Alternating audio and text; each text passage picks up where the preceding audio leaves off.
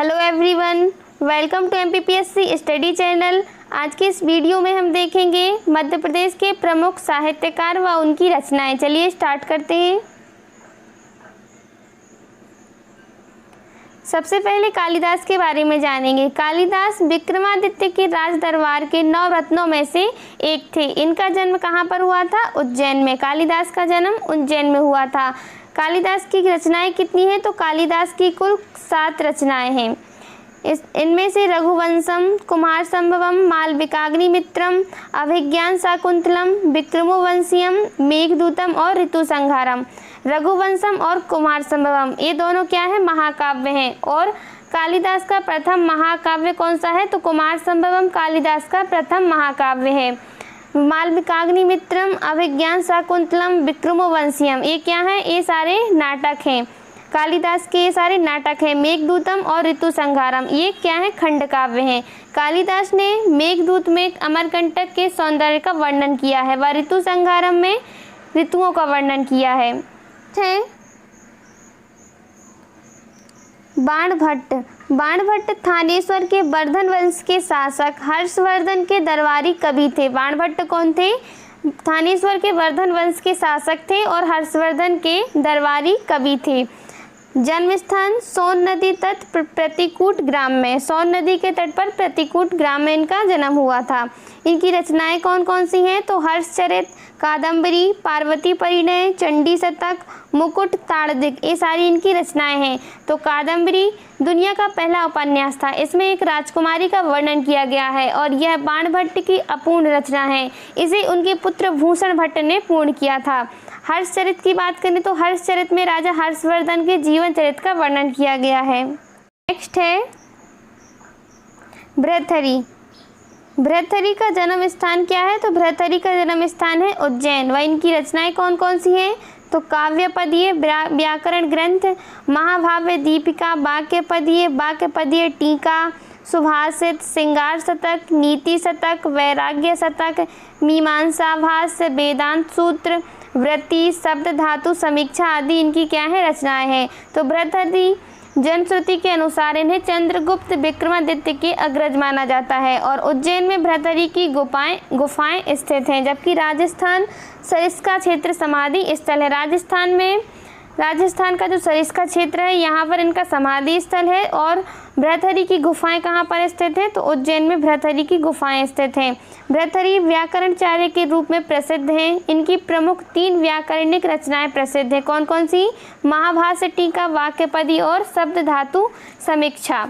भृतहरि की बात करें तो भृतहरि श्रृंगार शतक, नीति शतक और वैराग्य शतक, श्रृंगार शतक, नीति शतक और वैराग्य शतक ये तीनों शतक वाली किताब भृतहरि की है। और इन तीनों को मिला के हम क्या बोलते हैं? शतक त्रयी बोलते हैं। आगे देखते हैं। नेक्स्ट है भवभूति।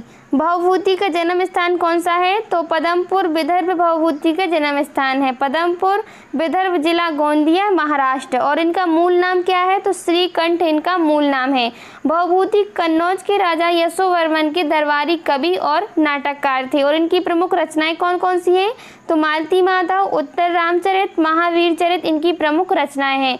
भवभूति अपने 3 नाटकों के लिए विशेष रूप से प्रसिद्ध है। कौन कौन से? मालती माधव, उत्तर रामचरित और महावीर चरित। उत्तर रामचरित को संस्कृत का प्रथम दुखांत नाटक माना जाता है। किसको? उत्तर रामचरित को। नेक्स्ट है केशवदास। केशवदास का जन्म स्थान कौन सा है? तो ओरछा। केशवदास का जन्म स्थान है ओरछा। इनका जन्म 1555 में हुआ था। कहाँ पर? ओरछा निवाड़ी में। इनकी रचनाएं कौन कौन सी हैं? तो रतन वावनी, वीर सिंह चरित, जहांगीर जस चंद्रिका, रसिक प्रिया, कवि प्रिया, विज्ञान गीता, 12 मासा, रामचंद्रिका व छंदमाला आदि इनकी रचनाएं हैं। इन्हें कठिन काव्य का प्रेत भी कहा जाता है और हृदयहीन कवि भी कहा जाता है। केशवदास स्वयं महाराज इंद्रजीत सिंह के दरबारी कवि, मंत्री और गुरु थे। किसके? महाराज इंद्रजीत के। इन्हें रीतिकाल का प्रथम आचार्य और महाकवि माना जाता है। रीतिकाल का प्रथम आचार्य और महाकवि माना जाता है। किसको? केशवदास को। और इनका जन्म हुआ था ओरछा में। नेक्स्ट है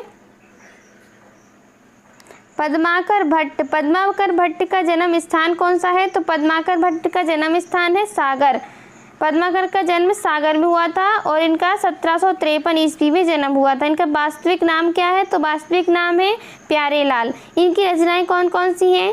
पद्माभरण, अलीजाह प्रकाश, प्रबोध पचासा, गंगा लहरी, राम रसायन, ईश्वर पच्चीसी, जगत विनोद, बहादुर, विरुदावली आदि इनकी रचनाएं हैं। अलीजाह प्रकाश की रचना ग्वालियर के महाराज दौलत राव सिंधिया के दरबार में की गई थी। ये भी बहुत ज़्यादा इम्पोर्टेंट है। देखते हैं नेक्स्ट है भूषण। भूषण रीतिकाल के कवि हैं। इनका जन्म स्थान कौन सा है? तो तिंगवापुर, कानपुर इनका जन्म स्थान है। इनकी प्रमुख रचनाएं कौन कौन सी हैं? तो शिवा बावनी, शिवराज भूषण व छत्रसाल दशक इनकी प्रमुख रचनाएं हैं। इन्हें भूषण की उपाधि चित्रकूट के राजा हृदय राम के पुत्र रुद्र शाह ने प्रदान की थी। इनका वास्तविक नाम क्या है? तो भूषण का वास्तविक नाम है घनश्याम। नेक्स्ट है पंडित माखनलाल चतुर्वेदी। इनका जन्म स्थान कौन सा है? तो बावई होशंगाबाद इनका जन्म स्थान है। इनकी प्रमुख रचनाएं कौन कौन सी हैं? तो हिम किरीटिनी, हिम तरंगिणी, माता, समर्पण, युग चरण, पुष्प की अभिलाषा, वेणुलो गुंजे धरा इनकी प्रमुख रचनाएं हैं। पंडित माखनलाल चतुर्वेदी एक भारतीय आत्मा के नाम से प्रसिद्ध माखनलाल चतुर्वेदी जी का जन्म 4 अप्रैल 1889 को बावई होशंगाबाद में हुआ था। मध्य प्रदेश शासन द्वारा बावई नगर का नाम माखन नगर कर दिया गया है। और चतुर्वेदी जी कवि, लेखक और पत्रकार थे और इन्होंने कुछ समाचार पत्र जैसे प्रभा, करमवीर प्रताप का संपादन भी किया। इनके काव्य पुष्प की अभिलाषा, हिमकिरीटी, हिमतरंगिणी, मरण ज्वार, माता, युगचरण, समर्पण, गुंजेधरा, धूमवलय आदि इनकी काव्य हैं। इनके निबंध कौन कौन से हैं? तो साहित्य देवता, अमीर इरादे, गरीब इरादे इनके निबंध हैं। नाटक कृष्णार्जुन युद्ध और कहानी कला का अनुवाद, कहास, कहावत आदि हैं। और नोट करें, कैसा छंद बना देती बरसातें बौछारें वाली इन्हीं की रचनाएं हैं। आगे देखते हैं। नेक्स्ट है सुभद्रा कुमारी चौहान। सुभद्रा कुमारी चौहान का जन्म स्थान कौन सा है? तो इलाहाबाद में इनका जन्म हुआ था। और इनकी रचनाएं कौन कौन सी हैं? तो त्रिधारा, मुकुल काव्य संग्रह, बिखरे मोती, उन्मादिनी ये कहानियां हैं। सभा के खेल, सीधे सीधे चित्र ये बाल साहित्य हैं। सुभद्रा कुमारी चौहान का जन्म 16 अगस्त 1904 को इलाहाबाद के उत्तर प्रदेश में हुआ था और इनका विवाह मध्य प्रदेश के खंडवा निवासी ठाकुर लक्ष्मण सिंह के साथ हुआ। और इन्होंने सुभद्रा कुमारी चौहान ने राष्ट्र प्रेम और कविताओं का लेखन किया, जिसमें झांसी की रानी और जालियांवाला बाग में बसंत इनकी सर्वाधिक सिद्ध कविताएं हैं। इनकी प्रमुख रचनाएं कौन कौन सी हैं? त्रिधारा, मुकुल काव्य संग्रह, बिखरे मोती इनकी प्रमुख रचनाएं हैं। नेक्स्ट है गजानन माधव मुक्तिबोध। ये प्रयोगवादी कवि हैं। इनका जन्म स्थान कौन सा है? तो श्योपुर में इनका जन्म हुआ था। गजानन माधव मुक्तिबोध का जन्म श्योपुर कला मध्य प्रदेश में हुआ था। और इनकी प्रमुख रचनाएं कौन कौन सी हैं? कामायनी एक पुनर्विचार, दिनकर की उर्वशी, नई कविता का आत्मसंघर्ष, नए साहित्य का सौंदर्य शास्त्र, समीक्ष की समस्याएं, एक साहित्यिक डायरी, आलोचनात्मक ग्रंथ है, चांद का मुंह टेढ़ा है, भूरी भूरी खाक, धूल, चंबल की छाती, काठ का सपना, कहानी संग्रह, विपात्र उपन्यास, ये सारी इनकी रचनाएं हैं। ये देखते हैं। नेक्स्ट है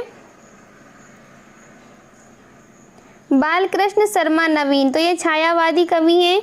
इनका जन्म स्थान कौन सा है? तो शाजापुर में इनका जन्म हुआ था। इनकी रचनाएं कौन कौन सी हैं?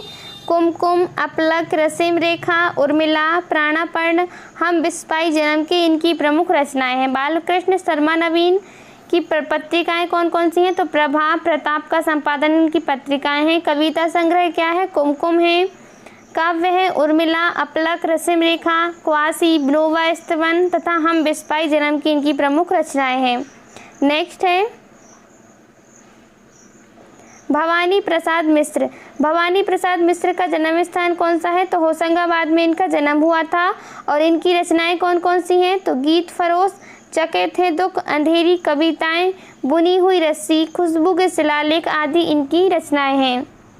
नेक्स्ट है हरिशंकर परसाई, हरिशंकर परसाई का जन्म स्थान क्या है? जमानी गांव, हरदा। इनकी रचनाएं कौन कौन सी हैं? हंसते हैं रोते हैं, जैसे उनके दिन फिरे, कहानी संग्रह, तट की खोज, उपन्यास, तब की बात और थी, भूत के पांव पीछे, सदाचार की ताबीज, पगडंडियों का जमाना, शिकायत मुझे भी है, निबंध संग्रह, वैष्णव की फिसलन, तिरछी रेखाएं, ठिठुरता हुआ गणतंत्र, विकलांग, श्रद्धा का दौर, व्यंग निबंध संग्रह आदि इनकी क्या है? रचनाएं हैं हरिशंकर परसाई जी की। नेक्स्ट है शरद जोशी। शरद जोशी का जन्म स्थान कौन सा है? तो उज्जैन में इनका जन्म हुआ था। इनकी रचनाएं कौन कौन सी हैं? रहा किनारे बैठ, किसी बहाने, परिक्रमा, जीप पर सवार इल्लियां आदि इनकी रचनाएं हैं। Okay friends,